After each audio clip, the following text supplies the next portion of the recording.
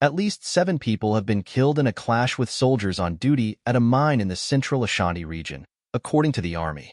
The Ghana Armed Forces said about 60 illegal miners, armed with, among others things, pump-action guns, had forced their way into the mine run by global giant AngloGold Ashanti and fired at the soldiers when they were intercepted. This prompted the soldiers to retaliate in self-defense, leading to the deaths and injuries, it said in a statement.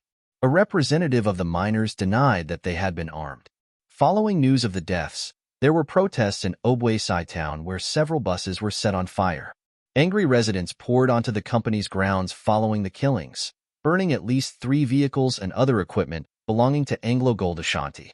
President John Mahama has ordered investigations into the matter, saying anyone found to have acted unlawfully will be brought to justice.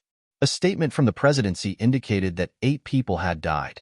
The government has asked AngloGold Ashanti to cover the medical expenses of the injured and the burial costs, while requiring security agencies to ensure peace in the area. The company said the situation had since calmed down and it was working closely with the authorities. It said its main concern was the safety and health of our employees and those in our community who were affected by the incident. The local chairman of the Ghana National Association of Small-Scale Miners, Kofi Adams, was quoted by the Reuters news agency as saying that the violence was unprecedented. He said that 9 people had died and 14 severely injured, adding that it was difficult to understand why it had happened. In the past, he said, warning shots had been fired to ward off intruders. He also disputed the allegation by the military that the people had been armed. The army said the illegal miners were wielding locally manufactured rifles, pump-action guns, and other weapons.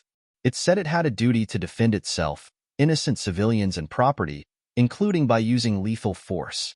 There have been tensions between AngloGold Ashanti and residents who accuse them of exploiting mineral resources without doing much to develop the area or create jobs.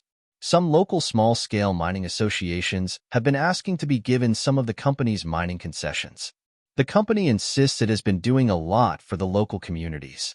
On Monday, some schools built and managed by the company in the area announced a 2-day shutdown following the disturbances. There have been several conflicts between security officers and mining communities in the past, but the situation has been exacerbated by the country's current economic problems. Ghana is going through its worst economic crisis in a generation with high public debt, high inflation, and unemployment. Amid the economic crisis, there has been a rise in small-scale mining, including unregulated sites that have been accused of having a devastating impact on the environment.